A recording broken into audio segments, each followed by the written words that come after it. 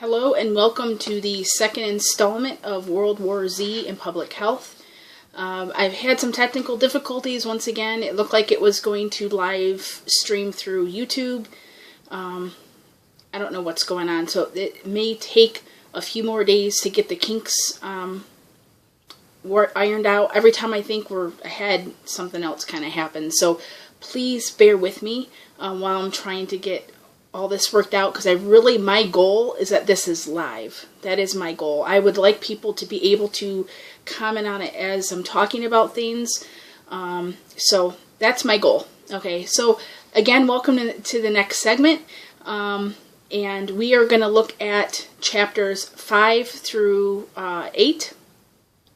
And looking at minutes 27 through 55. Okay, so that timing is based on this movie, just regular World War Z, not Director's Uncut, not anything else special, just this version. So it may be a little off if you're watching like the extended version. So we're starting when Jerry is on the carrier, and he ends in Israel. Okay, so if you're looking at those points, and you're still going to get the gist of what we're talking about, and like I always do, I'm going to go over the movie first, rebrief here on what you would have seen during that time, and then we'll go on to my 3 points. Okay, so what has happened now? Well, we're starting with Jerry on the aircraft carrier that is functioning as an ICP, an incident command post, which we typically see in real life. We would see that when there's a natural disaster. If there was an outbreak, we even see that with sporting events. I mean, ICPs aren't just strictly when something bad's happening. It could be something good too, like I said, a sporting event, a parade. You can also use that type of setup, which is actually through the National Incident Management System, or NIMS. We see this with other events in addition. So we have him on the aircraft carrier. We have him fighting back and forth with himself of whether he's going to go to help the UN at the request of Theory, who is the secretary, and he's asking for his help. We find out that Jerry has investigator background. He's worked for the UN, which we knew that from the first part, but we just had a confirmation of it. And for his family to remain on that aircraft carrier, he needs to make himself useful, is what they're saying. There's no non-essential personnel on that ship. So reluctantly, that means he's going to have to assist to make sure his family's safe. He's going to have to assist. Okay, so as he's walking into like ICP Central, we're seeing that a lot of activities going on. We're seeing a phrase of DC has gone dark, which means there's no communication going in or out of DC. We find out that upper level government officials are either dead or missing. So a lot of organized chaos that's taking place as they're trying to figure out what to do. And we're seeing things like infection projections going on. So where is this disease has spread to? Theory tells Jerry that it has spread to all corners of the globe at this point, and he believes that air travel had a lot to do with it, and that's going to be one of the points I'm going to bring up at the end. In addition to that, he brings up some interesting secondary and tertiary issues that are resulting from this outbreak. So it's not something, these aren't things that I can say definitively are from the outbreak, but they're as a result of what's taking place. Okay, so it could be a result of mass exodus of people panicking. We saw in New York and New Jersey at the beginning of the movie of what panic can do to people, right? Which I believe is very realistic. Okay, so there are 3 secondary and tertiary issues that Theory brings up. Malnutrition is one. Gas shortage is another, and dirty water is a third. So in other words, we got dirty drinking water, not enough food, and not enough fuel to heat or cook. That's big problems. We see this in real life when there's outbreaks or natural disasters or something that takes place, that especially if it's unexpected, of what it could lead to, right? We see this in real life. The book that this movie is based on, okay, World War Z by Max Brooks, he brings up a very interesting point too that would be a secondary and tertiary issue. So in the book, if you haven't read it yet, to refresh your memory, as opposed to the movie that's present tense, disease is happening. In the book, it's past tense. We're finding out how they're rebuilding civilization after this outbreak. Okay, so Max Brooks brings up an interesting point in the book. So the disease has happened. Now what? Now they're trying to figure out how to rebuild, literally, like rebuild infrastructure, rebuild homes, literally trying to figure out how to rebuild. Okay, well, most of the people, or I should say a large part of the people that have survived, are those that would be considered executives, you know, high-level people, the elite of Hollywood. And now what? Well, here's the problem. Now, I would assume that the reason why they were able to make it out of these towns quicker and survive would be because they have the money and influence to move quicker. And it's talked about a little bit later on in the Max Brooks later on in the book by someone who was hired as like personal security. But their money enabled them to, and resources enabled them to get out of town quicker when an outbreak occurred where they lived. But here's the problem. Now, the people that have perished were tradespeople. So the people that are left, that are executives, you know, they're office people, essentially, right? So they're executives, CEOs, Hollywood elite, who they use their money to hire other people to work for them. So they don't know how to put on a roof, they don't know how to fix a toilet, and they don't know how to grow food. So this ends up being a big problem that's addressed in the book. And I thought, what an interesting way to look at it. We've had conversations, especially politically in the last 5 years or so, that we really need to have more people in trade. Having a college degree is great, but we really need to make sure that we have people that are in the trades, which absolutely makes sense. And it ends up being, in this fictional book, World War Z, it's just an interesting point to bring up, that if God forbid something happened, you have to look at who would rebuild society or civilization. So I thought that was a kind of interesting point brought up by Mr. Brooks. So we understand now that the disease has spread to all corners, the secondary and tertiary issues, and theories talking about these group of doctors that are trying to figure out what is this? What are they dealing with? And we get an introduction to Dr. Fosbach, who is a young doctor, doesn't have a lot of experience on the ground, and he's putting out this idea that the idea of possibly being Spanish flu. Because the one thing that everyone, I should say most everyone agrees at the table is that they think it's a virus, that this is some form of a virus, and that's when he throws out there about Spanish flu. Now, we did have a problem in real life with Spanish flu in 1918, so this is not that far-fetched except for the zombie thing, which is why a lot of them say, oh no, this is not Spanish flu. But the viral aspect is interesting. But I do want to bring up something about influenza. Influenza is very complicated. It's not as simple as it looks like on the surface level. We have a tendency to look at it like it's nothing, because all I got to do is get the yearly vaccine. All I got to do is wash my hands. All I got to do is stay home if I'm sick, and we've kind of demoted it. You know, I think it's great that we have so many places we can get the flu vaccine. I can go into my pharmacy and get a flu vaccine, but I feel like all this has kind of desensitized us to really what it means to some, you know, especially if your immune system is compromised, if your body hasn't been introduced to the strain that's in circulation, what it could do to you. We've really kind of demoted how serious it is, and how complicated. We base our vaccine production primarily on what happens in the southern hemisphere, since they are ahead of us, okay? Is saying weather for winter, what are we looking at? So if Australia is having a problem with a particular strain, that influences, it's not the complete, but it influences what strains we are looking at making in vaccines. But it's very complicated. Influenza is very interesting, actually, to me. And I have a book on, this is only on avian influenza, so what some refer to as bird flu. This is edited by David E. Swain. It's from Blackwell Publishing. It has fantastic information on it, and this is just, you can see the size of the book, just on bird flu, okay, even influenza.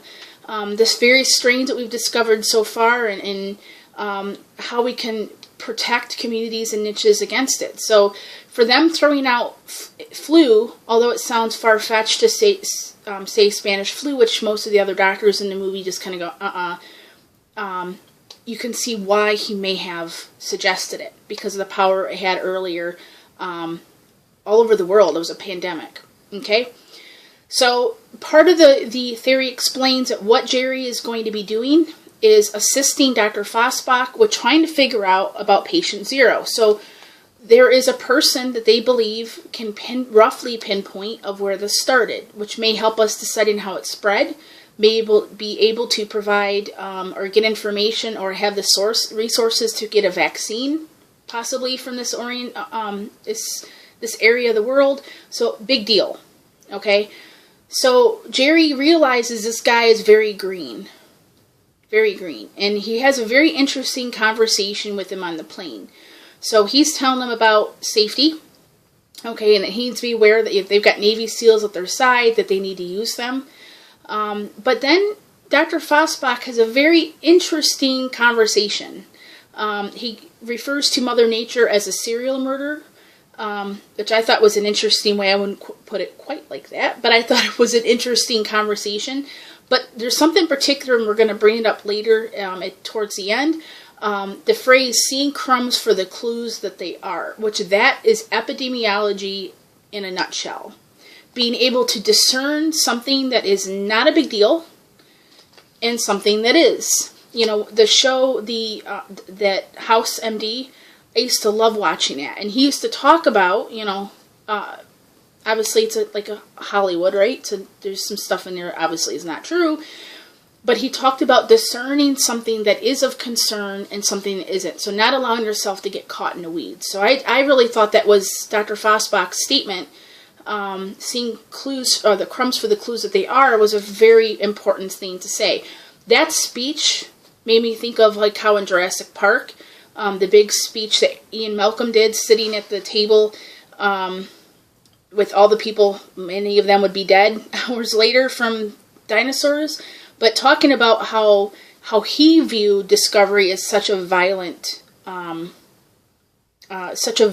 act. He called it raping the world, which I thought was rather interesting. So now we have Dr. Fosbach calling Mother Nature a serial murderer. So kind of a parallel comparison.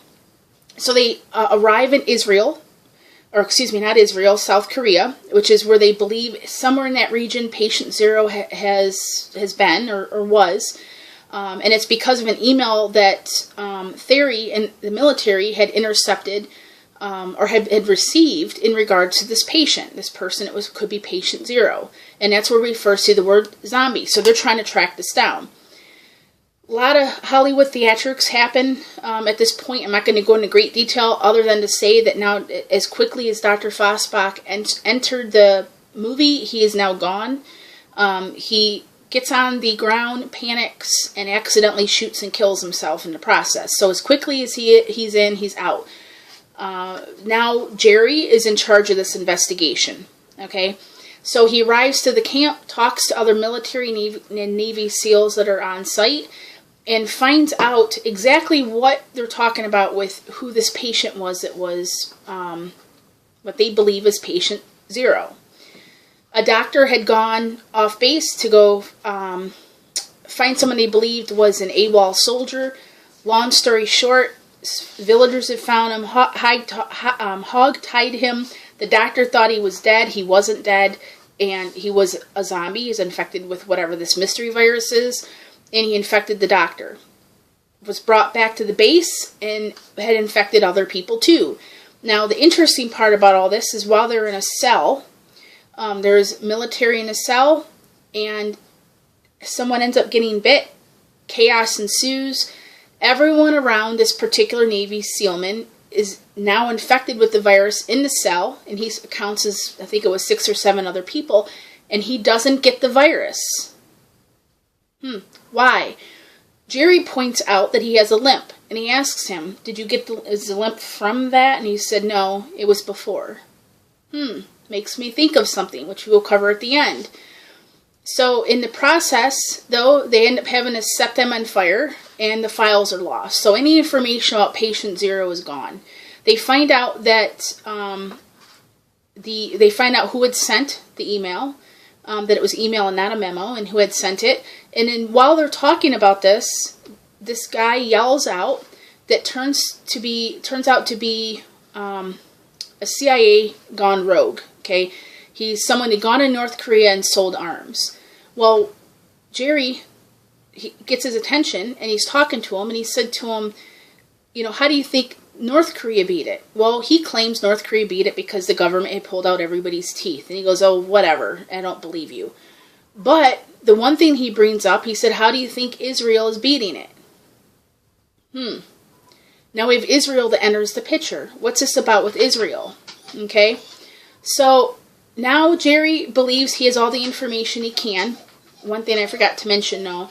So this goes from, there's one part he asks the Navy SEAL, well, what about, how long do you see a difference from the person getting bitten until they show symptoms? Well, the guy says 5 to 10 minutes. Big difference, because when Jerry's seen it, it was 12 seconds, right? And we're going to talk about later why that may be a difference. There could actually be a reason.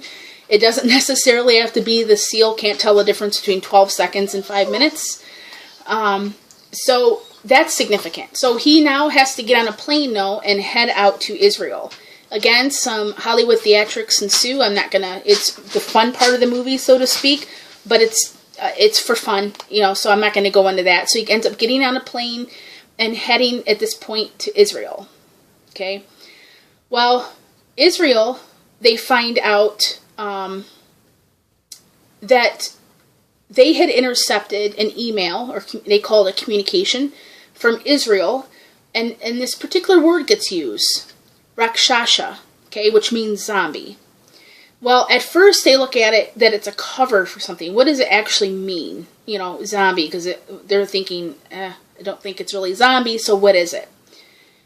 But they have this interesting thing called a 10th man, a 10th man philosophy, which I thought we do this, we just don't put it in those kind of terms. But of course, this is a point why we have roundtables, and you know, you get collaboration from multiple professionals, because you're trying to get everyone's opinion on what something may be.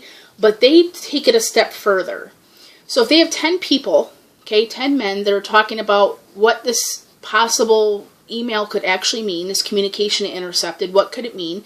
And if all 9 people are in agreement, the 10th person has to say that the email is true. Okay? And he brings up that the reason why they went to this type of philosophy is, and he names such as Hitler. I mean, whoever would have thought that someone would have been able to try to exterminate an entire race of people, right? And then the other one was an invasion that was on Gaza. So he said that we don't want to fall in that same mistake, that we just automatically discount that that's not possible, and then they leave themselves vulnerable. So they have this 10th man philosophy. He was the 10th man.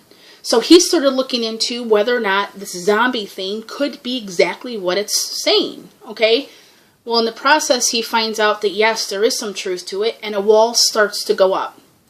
What Jerry notices, this interesting part about the wall, though, is they're not completely restricting people coming in. They have multiple entrances and exits. They have fencing that's around the entrance and exit to get in and out of there. So they're not like walling off and simply this area of the city is safe. They're monitoring who's coming and who's going, okay, for disease. And Jerry comments to him about that. You're letting people in. And his response was, every human we save is one less zombie to fight. And I'll tell you, that's really how, if we're not looking at it like that in public health, in real life, we should be. This is why we look at it about people being vaccinated. This is why we look at it that people getting treatment. You know, every one person we can save from getting a disease is another one we don't have to treat. You know, so as corny as that sounds, that's exactly what we're trying to do. That's what public health is. You're trying to prevent a disease from entering a community or niche. So we find out, though, while he's there, that another thing that attracts them, which he had learned in South Korea, and it's now being confirmed in Israel, is that, do you guys remember what attracts them? sound. That's another part of the puzzle that we've learned. Okay, so that's it in a nutshell of what's taken place from minute 27 to minute 55. We're going to go on to talking about what are the symptoms that we have found, and then go into the 3 points that we're going to talk about for both professionals and laypersons. Okay, so in the first chapters, I'm not going to go through them as thorough as I did the first time, but we learned the symptoms are aggressive, cannibalism, and highly focus on the next meal. And I compared this is that it's similar to rabies, right? Now, the cannibalism, not that necessarily, but the aggressive behavior and focus on their next meal or next bite, absolutely, because of the area of the brain rabies affects, that virus affects. We talked about the 12-second rule. Jerry sees that from the moment the person is bitten to the moment they're showing some symptoms is 12 seconds. We talk about who's affected or not infected, and it was a gentleman who was not affected or infected. That was a homeless gentleman that zombies ran right past him. We found out that you can acquire disease through ingestion or fomite. So Jerry's on his back. He's got the zombie up ahead of him. He's dripping blood into his mouth, and he doesn't get it. Okay, that's a pretty important thing we find out. No ingestion. And fomites, this is like inanimate objects, hard surfaces. They're not getting it. No one's picking up. They're not touching it and getting it and picking up the virus. Okay, so now what are we learning now? So that was from the first 4 chapters. Okay, so I definitely am looking at here Dr. Fosbach's quote. Seeing crumbs for the clues that they are. So Jerry's having to discern something that's nothing, okay, not a big deal or normal, versus something that is. So we know it's rapidly spreading.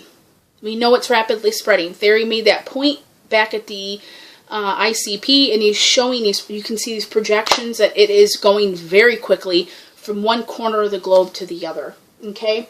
And he believes that it's being spread by, do you guys remember? Air travel. Right? They believe it's a virus. So now we know we've eliminated most likely bacterial, most likely fungal, and we're looking at viral. Right? Dr. Fosbach, a virologist, doctor who studies viruses, believed, before his death, talked about believing that it was a virus. Okay? Now, instead of 12 seconds, we find out earlier cases, according to the Navy SEAL that was in South Korea, that it's 5 to 10 minutes. How long does it take? 5 to 10 minutes. Why would that be? Giving you guys a minute to think about it. So let's talk about the rabies virus for just a second. The further that you are bitten or an animal is bitten from the brain or the head, the longer it takes for symptoms to show. So if I'm bitten up here, as opposed to someone else bitten in their foot, this is going to be a lot quicker showing symptoms than it would be if someone was bitten in the foot. So it could be a situation that, where were they bitten? And that's why it takes longer. Or it could be a situation of something's mutated. Something's changed within this virus. And I have to tell you, like when you read books like this, you find out how many ways that flu virus, for instance, can go bad. You know, we're concerned with avian influenza about it jumping species. Why? Because we're worried about it affecting us. So that's a concern, you know, of it mutating or changing or having some alteration when it's replicating, that you're talking about altering the ability of that virus and how it affects what it infects. If you guys remember in the movie Outbreak, the virus had changed, okay? It had changed. It went from requiring direct contact with fluids to being that it could be spread by aerosolation or through the air. And that's when that mutated, then it spread like wildfire. So now we're talking about a minute and change that it could either mean, it depends where you're bitten, or it could be that it's mutated or changed. Okay? And that's granted if it's the same virus, right? So we find out, too, they're drawn to sound. We learned that in South Korea, but we see it materialize in Israel. Not good. And who's affected and not infected? Who was it? Do you guys remember? It was the Navy SEAL that had a limp. That's number 2. First one was a gentleman that appeared to be sickly homeless gentleman, and the other one was a Navy SEAL that had a limp. So far, Jerry has noted those 2 people have not been affected or infected. Okay, so this is what we can add to what we've learned so far about this mystery virus. You know, that we've now said, yes, it is some sort of virus. So now let's talk about my 3 points here. So we've brought up the public health aspect as far as it goes for symptoms or understanding the disease itself, what we're dealing with. But now let's step into a little bit more out of fiction, because I do believe this movie has some things to teach us. So we're stepping out of fiction and into real life here. Okay. So all these steps that we're doing, figuring this kind of stuff out, this is real. This is what would really happen if an epidemiologist or other public health professional, doctors, nurses, veterinarians, veterinary technician was trying to figure out what this disease was that is affecting their patient or their community or whatever niche we're speaking of. They'd be moving through these things. Understanding disease transmission routes is important in trying to understand how close do I have to be to the person that's infected to acquire said disease. Okay, so all these things make it an important piece, or part of important pieces of figuring out of this puzzle, what is it? So the 3 points we're going to talk about today are air travel, okay, see something, say something, and everyday activities and emergencies that affect disease transmission. So that's the 3 that we're going to talk about, okay? So the first one is air travel. Air travel is something in the movie that Theory believed enabled this disease to spread all over the place very rapidly. So when we think of air travel, we think about the people being sick, which is a big deal. I can go from here in Michigan to the complete other side of the world in less than 24 hours. I could go to the airport right now and buy a ticket and be on the other side of the world, which is great, but it has some downside to it, especially if I'm not monitoring my health or making sure that I'm prepared when I travel. Because if I don't have to do that, if I don't have to right now go buy a ticket and leave to go to another area of the world, should I? Probably not. Because I want to be prepared with vaccines or whatever medications I need to have on hand to try to prevent me from picking up any disease I may acquire overseas. There are some things that circulate in areas, they're called endemic. Okay, they're endemic diseases that are just part of the area for various reasons. It's not because the area is bad. It's because of maybe water quality, environmental factors, any industries that are in the area. There's a ton of reasons that affect what diseases circulate. So it's not labeling something as bad. It's that my gut is not used to things or bacteria that I could be encountering somewhere else. So I need to protect myself, not only for me, but so I don't travel somewhere and bring something back home to other people who their bodies, their immune systems are not used to that disease either. I mean, this could be a very big deal. It could easily make something a pandemic, having it jump continents, okay, a disease jump continents.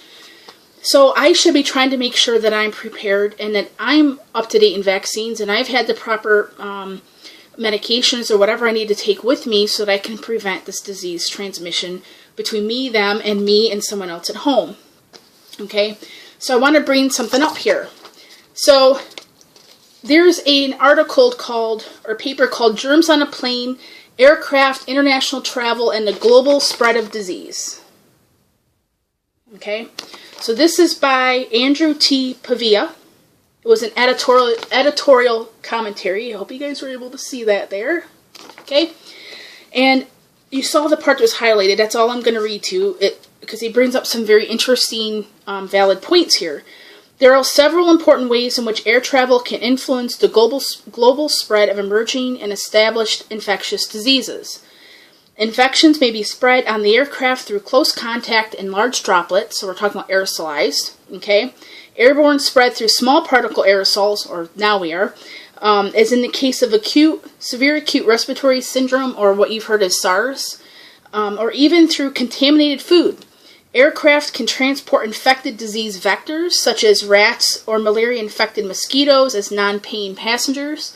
Perhaps the greatest concern for global health, however, is the ability of a person with a contagious illness to travel to virtually any part of the world within 24 hours.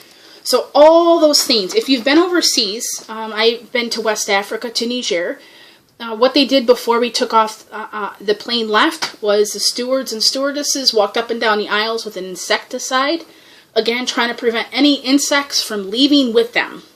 Okay, so we're not introducing those insects to a different area of the world. We were going to Paris, to France.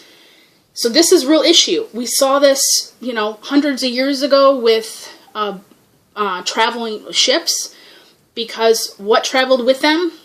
But things like rats and mice. So whatever, not only diseases they're carrying, but the parasites they're carrying, like ticks, like fleas, the plague, right, was transmitted from fleas. They're taking them with them too.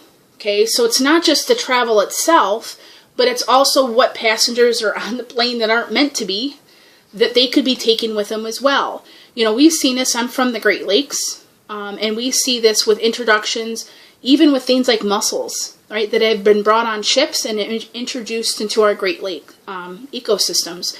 So this is not unusual. This isn't unusual at all. But because of our air travel, it has made things travel much more rapidly, and things that we never thought about traveling with a passenger could make another area ill or sick. Okay, so you need to be vigilant. Now, as far as professionals go, you need to be aware of where people are traveling and making sure you're giving out accurate information. There's Boone Medical Center, which is out of mid-Missouri, which I thought was very interesting. They actually have a travel clinic, and I don't mean a clinic that travels around. I mean a clinic that focuses on travel medicine. They see the things like what I'm talking about. That's important that they specialize in this, that they have doctors, nurses, and staff that specialize in providing information to people on travel. Do I have the right vaccines? Are there any medications I need to take with me for that area? What do I do if I'm sick? We should be making sure as professionals that when we're giving this information to people, that we're telling them, don't forget to get the number of your embassy. Okay, don't forget that, because if God forbid something happen, you may have to get in touch with somebody very quickly. And the time you don't want to be looking it up is when you're on your way to the hospital, if you're able to do so. As a veterinary technician in veterinary hospitals, we need to be very aware of letting people know not only they're required, because I want to make this very clear. If you guys are watching this and thinking about taking your pet overseas, almost every country, if not all, has some sort of regulation or guideline about vaccines or deworming or something else. So make sure you check with your veterinarian first. But we also need to make people aware, too, of what they could be bringing back with them.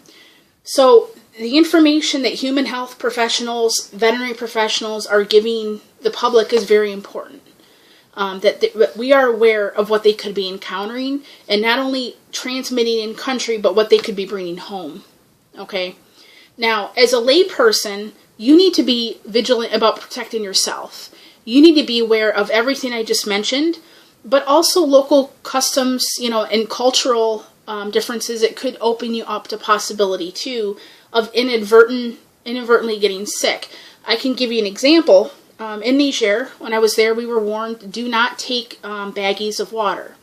So the people are looking for any way to make money, any way possible. So they would, wherever they're getting their water from, which isn't, most of them were not like from a faucet, like how we have here in the United States, they would go to their water sources and fill up baggies, and then they would sell those baggies along the road. Well, here's the thing. It may not have something like cholera. It may not have any other waterborne disease, but it has bacteria that my gut would go crazy if it was introduced. The people there aren't sick because they're used to it. They have some immunity built up. Their systems, it's not a shock. Mine, it would be. Okay? Since I'm not from the area. So it's very dangerous to take water from sources where you're not familiar where it's coming from. Okay? So those kinds of things, of being aware of where you're going and what things you should be looking for besides the obvious of someone looking sick. What would you do? What do you do if you can't wash your hands, if you're in places that you're not able to wash your hands right away? I hope you've got hand sanitizer with you. So, making sure you're prepared in wherever you're visiting, that you're not going to introduce disease inadvertently to yourself from everyday activities that we just don't think about here in the U.S. Okay? So, Air travel is an issue we need to think about. We need to think about what types of travel situations could make us sick or someone else sick. Max Brooks does bring it up in his book.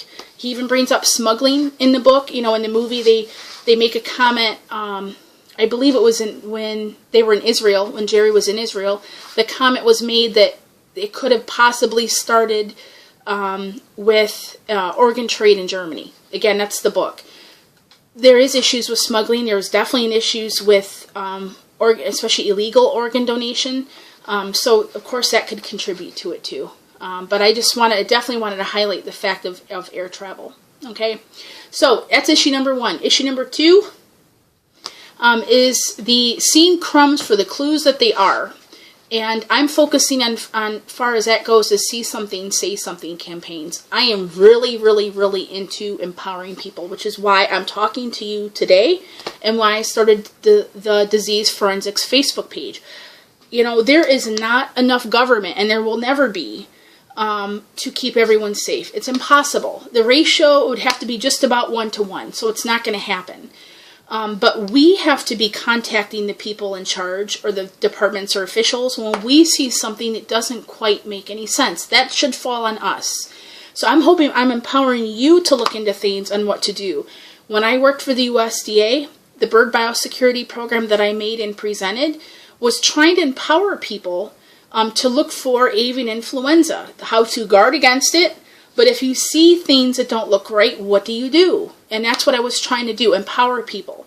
Have the public be our eyes and ears. If more people speak up quicker, the faster we can snuff out, any type of disease outbreak, right? So see something, say something campaigns to me should be the epitome of just about any government program, okay? So pros, what does this mean to you? It means you need to empower your community. Don't just look at it that you're just simply providing information and, I gave them the information they need, good luck and have a good day. No. You need to look at it of how can I empower them so that they know what to do in case something happens. Not only that they come to me or you, but who else if we're not available, like the health department, right? If it was a situation like I described with the bird biosecurity program, if it's someone that has a large die-off of chickens, if you have 6 chickens and 4 are dead, you've got a problem.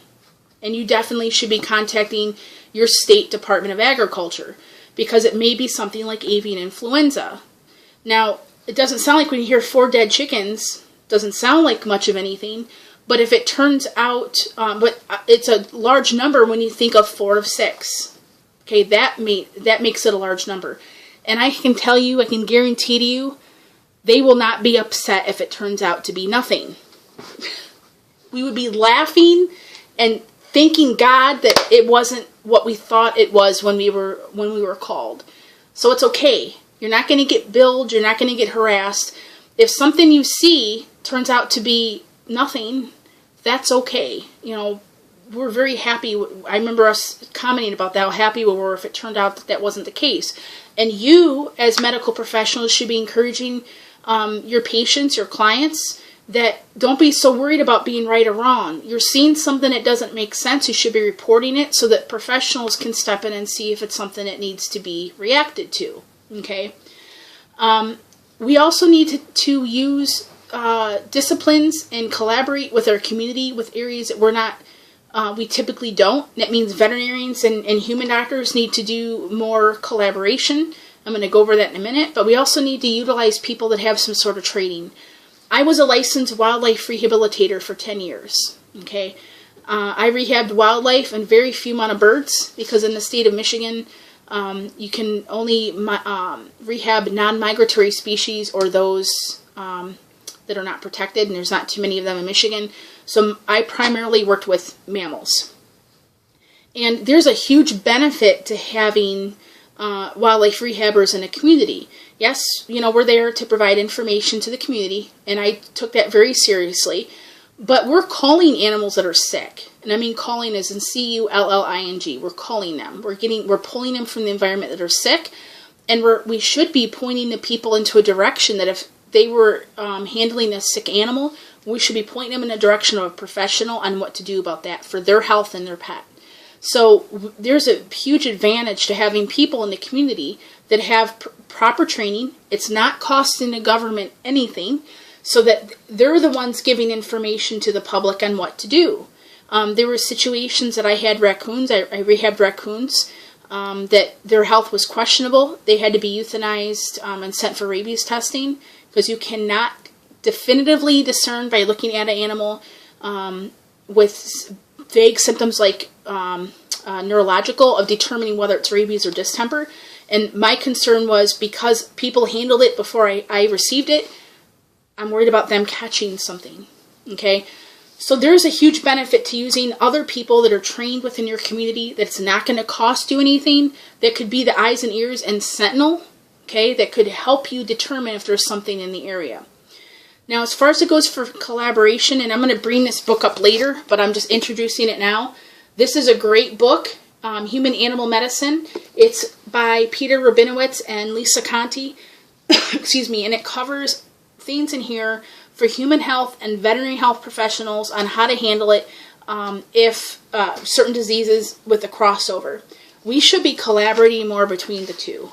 I mean, it is imperative that we collaborate from all professions, and even not just human and animal, but we know environmental has something to do with disease outbreaks as well.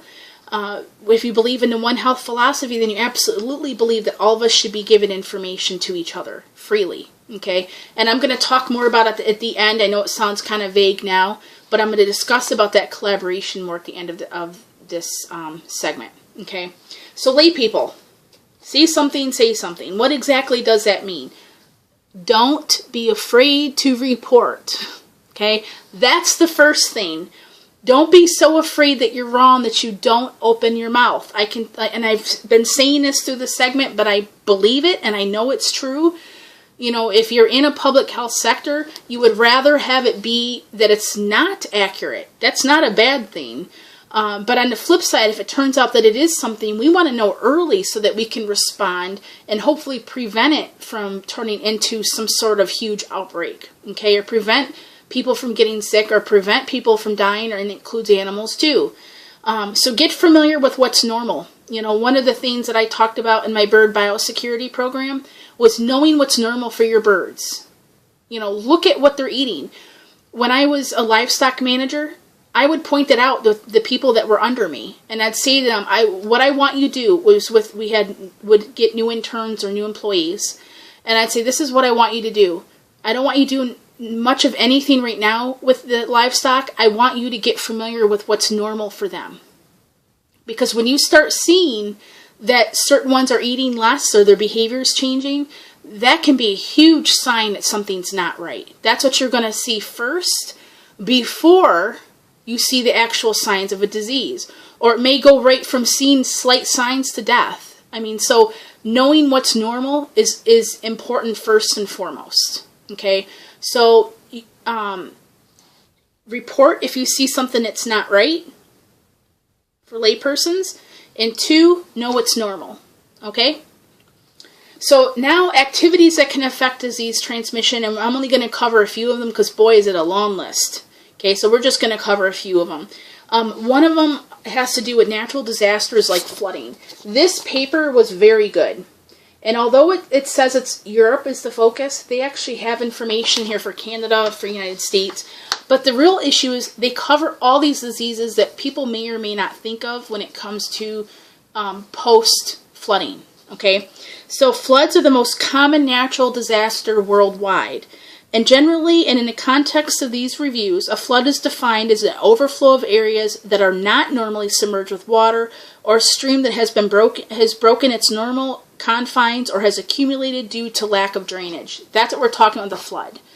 So it doesn't necessarily have to be something that it's up to your roof. Okay, if there's water where there shouldn't be or normally isn't, then we're talking about flooding. And the issue with disease transmission with flooding is not right when the flood happens. It's weeks or months later. Think about when people are away from their home, the water recedes, people come back, they start remodeling, tearing things apart, and what are you doing? You could be stirring up spores or whatever else that is in the wood of their home or in the carpet or whatever they're removing that is stirring up disease. So flooding, disease related to flooding is not the immediate flood, which it has a concern, trust me. Leptospirosis is in contaminated water. Cholera, okay? So these things obviously you can get things from the water, but I want you to think about just not the immediate fact of the water, but months out possibly that you could still transmit something that's from contaminated water, okay? So you have these situations of flooding that you need to be aware about, that you need to think out months in advance. There's another book called Inside the Outbreaks by Marc Pendergrast. One of my favorite books. I love it. And it says the elite medical detectives of the Epidemic Intelligence Service, which is under the Centers for Disease Control. And it goes back to its inception of the people, the men and women that have worked to keep the United States safe, as well as respond overseas. And there's an interesting one in here that's called The Brew That Made Milwaukee Infamous, and it's on page 282 to 284. I'm not going to read it to you, but what I do want to say in it is that they bring up the fact of contaminated water. Okay, now the water, it turns out that had to do with some melting ice. That had turned out to be some melting ice that had cryptosporidium in it. And at that time, their water treatment systems were not filtering for that. And because of that, what happened, which was back in 1993, so 25 years ago, roughly. What happened 25 years ago is actually what set the pace for changes today with municipal water. So things like ice melting is something that can affect, runoff of water, and how it's filtered can affect disease transmission today and present day. So that's why I want to bring that up. That's something that we look at so mundane. And if we live in places like I do in Michigan, where we know runoff is an issue, we use salt